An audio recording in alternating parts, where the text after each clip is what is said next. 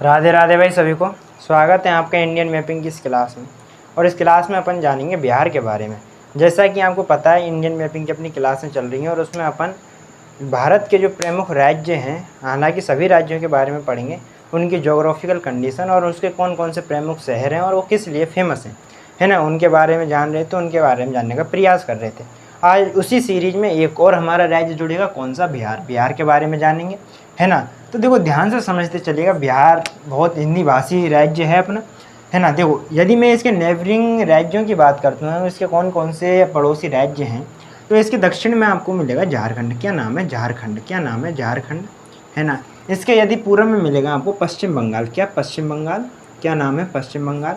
इसके पश्चिम में मिलेगा आपको यूपी, उत्तर प्रदेश। क्या नाम है? उत्तर प्रदेश। क्या नाम है? उत्तर प्रदेश, है ना। और इसके जो उत्तर में है, उत्तर में कौन सा है? नेपाल, है ना। नेपाल से इसकी सीमा लगती है, अंतर्राष्ट्रीय सीमा लगती है, ठीक है। तो इतनी सारी चीज़ें आपको याद रखनी है। प्रमुख 4 इसके जो नेबरिंग स्टेट हैं अपने, वो याद रखने हैं आपको, ठीक है। इतनी सी बात। अब देखो यदि मैं बिहार का इतिहास बताता हूँ आपको, जैसे कि आपको पता है 1905 में बंगाल विभाजन होता है। और उस बंगाल विभाजन के तहत क्या है कि जो बंगाल है उसको 2 भागों में तोड़ देते हैं, एक तो पूर्वी बंगाल, एक पश्चिमी बंगाल। बाद में 1911 में ये जो बंगाल विभाजन था इसको समाप्त कर दिया जाता है। और जब बंगाल विभाजन को तो समाप्त कर दिया, लेकिन बंगाल से बिहार को अलग साइड कर दिया ना, अलग निकाल दिया था। और बिहार में बिहार हो गया, झारखंड हो गया, उड़ीसा उस समय एक ही हुआ करते थे। बाद में 1937 में उड़ीसा को अलग कर दिया बिहार से। और फिर 2000 ईस्वी में, है ना, 2000 ईस्वी में 15 नवंबर 2000 ईस्वी को जो है बिहार से झारखंड को भी अलग कर दिया जाता है। तो आज वर्तमान में जो एक्चुअल में जो बिहार है वो हमारे सामने है ना। इसके बारे में जानने का प्रयास करेंगे, है ना। तो सुनते चलिएगा। देखो अब यदि इसकी प्रमुख नदियों की बात करते हैं अपन, कौन कौन सी इसकी प्रमुख रिवर हैं, तो जैसा कि आपको पता है कि इसके बीचों बीच से, है ना, मध्य से एकदम कौन सी नदी जाती है? गंगा नदी जाती है। कौन सी नदी जाती है? गंगा नदी जाती है ना। कौन सी नदी जाती है? गंगा नदी जाती है। कौन सी नदी? गंगा नदी। गंगा नदी कहाँ से? इसको बीचों बीच से जाती है। ये जो बिहार है उसको 2 भागों में तोड़ती है। ऊपर वाला जो बिहार है ना उसको बोलते हैं मिथिलांचल। क्या बोलते हैं? मिथिलांचल। क्या बोलते हैं? मिथिलांचल।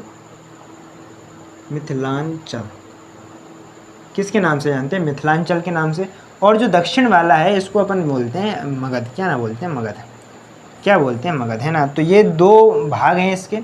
जो गंगा है वो इसको 2 भागों में बांटती है ना। उत्तर वाला कौन सा? मिथिलांचल हो गया। और दक्षिण वाला कौन सा हो गया? मगध हो गया। मिथिलांचल को जो प्रमुख केंद्र है दरभंगा है। मैं अभी हालांकि आपको उसकी लोकेशन बता दूंगा कहाँ पर है ना। अब देखो अपन और जानते हैं इसके बारे में। अब देखो इसकी प्रमुख सहायक नदियाँ हैं जो इसमें आकर गिरती हैं। देखो जैसे कि यहाँ से एक यूपी से एक नदी आती है, कौन सी? घाघरा नदी। कौन सी है? घाघरा नदी। वो नदी आती है और इस गंगा नदी में मिल जाती है। कौन सी है? घाघरा नदी। कौन सी है? घाघरा नदी। तो घाघरा नदी यूपी से आती है और ये यहाँ पर जाके मिल जाती है ना, गंगा में। अब देखो ये जो यूपी वाला हिस्सा है और ये जो यूपी का ज़िला है ये तो है बलिया। और ये जो बिहार वाला हिस्सा है और उसका ज़िला है कौन सा? छपरा। तो दरअसल छपरा में जो घाघरा नदी है गंगा नदी में जाके मिलती है। तो ये चीज़ अपने को ध्यान रखनी है ना। तो घाघरा नदी छपरा में जाके गंगा नदी में मिल जाती है। उसके बाद एक और नदी आती है यहाँ से, है ना, और वो आगे चल के यहाँ पे कौन सी है? गंडक नदी। कौन सी है? गंडक नदी। कहाँ से? नेपाल से आती है गंडक नदी। और ये यहाँ पर पटना है यहीं पर, और ऊपर है हाजीपुर, है ना। तो इस दोनों, ये पटना में जाके यहाँ पे मिल जाती है, हाजीपुर में जाके मिल जाती है। कौन सी? गंडक। किस में मिल जाती है? गंगा नदी में मिल जाती है, ठीक है। उसके बाद फिर एक और नदी आती है अपनी यहाँ से, कौन सी है? कोसी नदी। कौन सी है? कोसी नदी। कौन सी है? कोसी नदी। कोसी नदी को बिहार का शोक कहते हैं। क्यों कहते हैं? क्योंकि ये जो नदी है दरअसल रास्ता बदलने के कारण जानी जाती है ना। तो जो रास्ता बदलती है जिसके कारण बहुत ज़्यादा बाढ़ आती है, इसीलिए इसे बिहार का शोक कहते हैं, ठीक है। कौन सी है? कोसी नदी। और कोसी नदी ये गंगा में जाके मिल जाती है।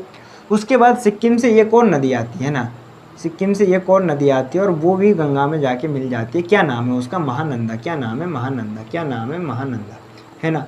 तो ये जो नदी हैं इसकी जो उत्तर की साइड से इसमें मिलती हैं, उत्तर की तरफ से आती हैं, कौन कौन सी है वो आपको पता लग गया, है ना। घाघरा है, गंडक है, कोसी है, महानंदा, है ना।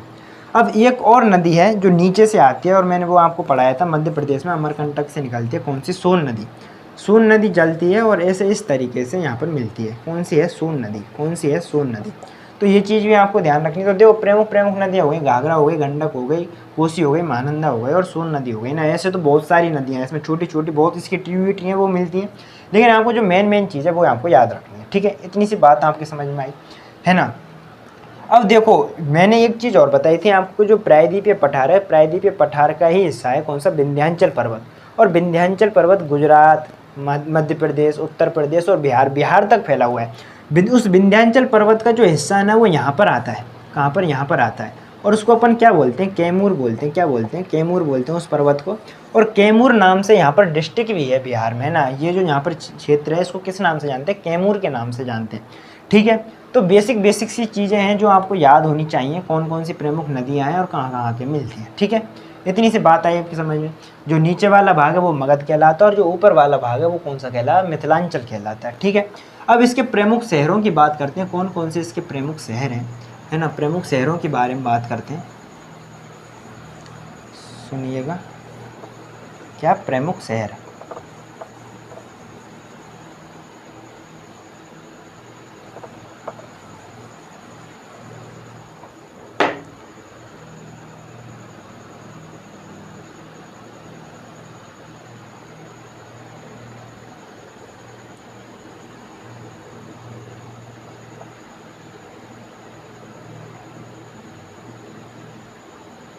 है ना, अब ध्यान से सुनते चलिएगा, देखो है ना। अब यदि मैं इसके प्रमुख शहरों की बात करता हूँ तो देखो यहाँ पर आपके ये जो है उत्तर साइड में, या कहें कि उत्तर पश्चिम में जो ये कोना है, इसको अपन किस नाम से जानते हैं, इसको जानते हैं हम चंपारण के नाम से। किसके नाम से, चंपारण के नाम से।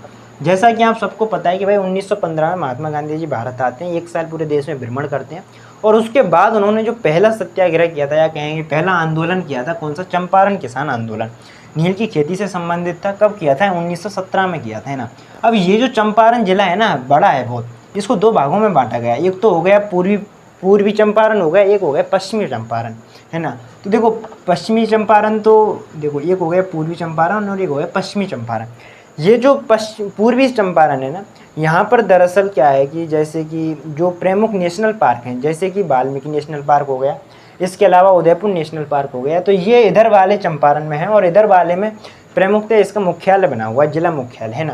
तो ये चीज़ अपने को ध्यान रखनी है। उसके बाद आप नीचे आओगे तो यहाँ पर एक शहर मिलेगा, कौन सा, सिवान। क्या मिलेगा, सिवान, है ना। और सिवान का जब नाम आता है तो राजेंद्र प्रसाद जी, है ना, जो कि भारत के प्रथम राष्ट्रपति भी रहे, संविधान सभा के परमानेंट अध्यक्ष भी रहे, है ना। तो ये स्थायी अध्यक्ष भी रहे। तो सिवान कहाँ से बिलोंग करते थे, सिवान से। कौन, राजेंद्र प्रसाद जी। ठीक है, ये मैंने यहाँ पर बताया आपको कौन सा जिला था, छपरा। कौन सा जिला है, छपरा, है ना। अब छपरा के नीचे आप आओगे तो यहाँ पर मिलेगा आपको बक्सर। क्या नाम है, बक्सर।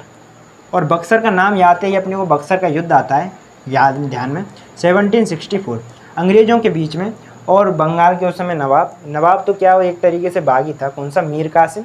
अवध के नवाब थे शुजाउद्दौला, और एक और था, कौन था वो, मुगल सम्राट शाह आलम द्वितीय, है ना। तो एक तरफ ये तीनों थे और एक तरफ अंग्रेज थे। अंग्रेज में हेक्टर मुनरो जीत जाते हैं, यानी कि अंग्रेज जीत जाते हैं, बक्सर के युद्ध को जीत जाते हैं, और जो बंगाल रेजिडेंसी पूरी तरीके से उसको अपने कंट्रोल में कर लेते हैं।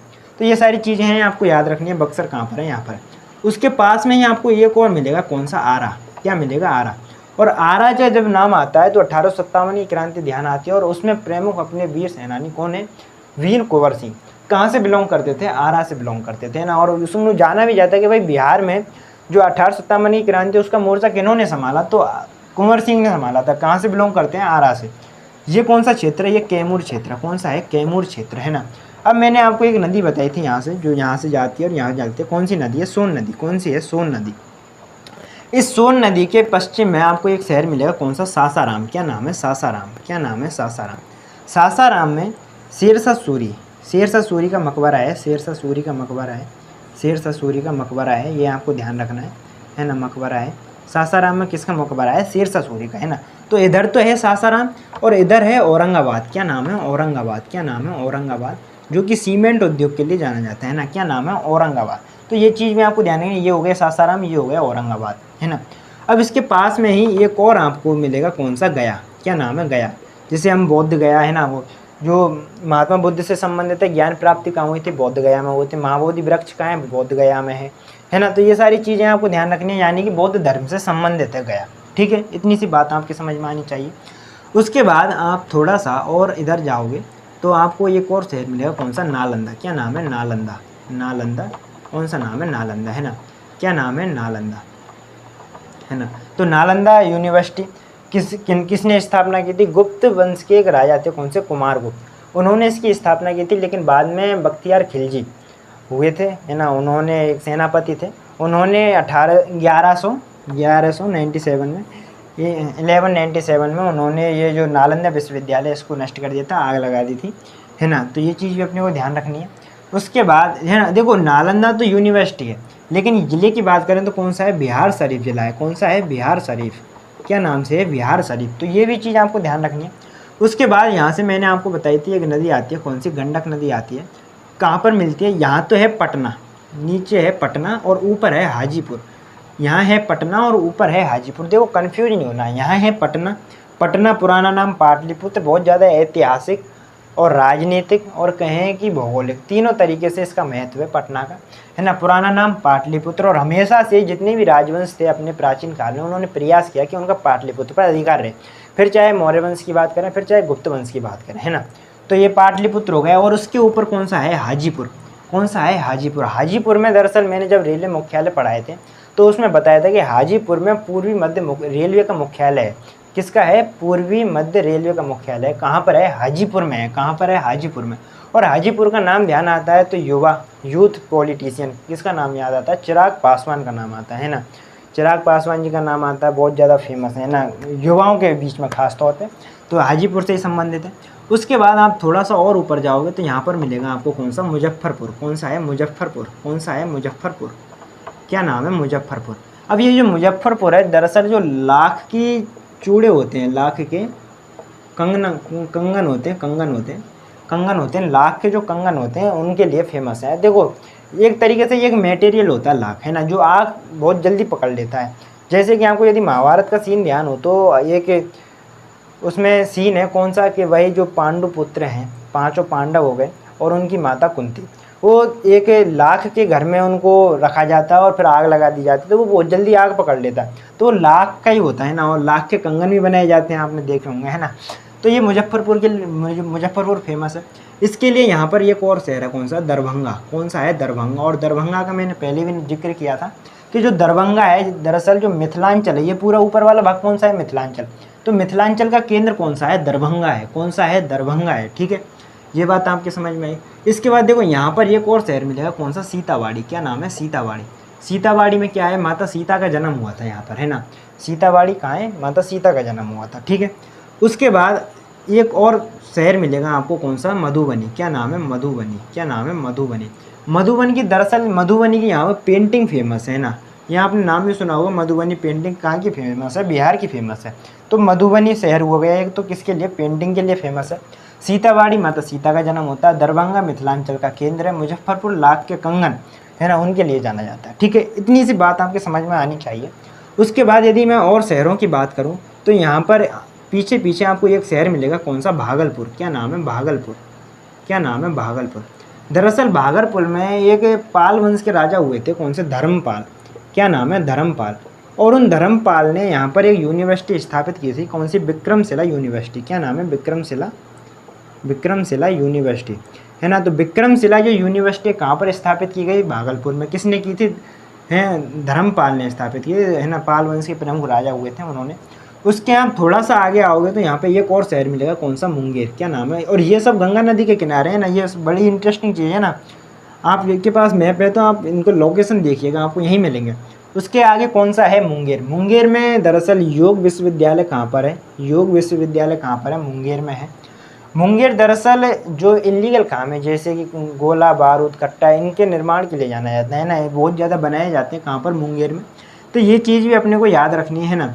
उसके बाद देखो आगे और एक शहर मिलेगा आपको, कौन सा, उस शहर का नाम है बेगूसराय। क्या नाम है, बेगूसराय। क्या नाम है, बेगूसराय।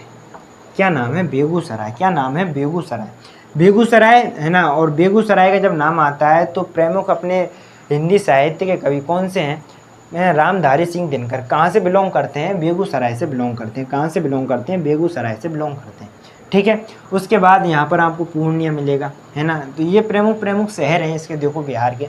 है ना, सिवान हो गया, छपरा हो गया, बक्सर, आरा, कैमूर, औरंगाबाद, गया, बिहार, नालंदा, है ना, पंजाब, वो पटना, हाजीपुर, दरभंगा, मुजफ्फरपुर, मुंगेर, बेगूसराय, भागलपुर, है ना। तो ये इनकी लोकेशन है, किस लिए फेमस हैं ये मैंने आपको बता दिया।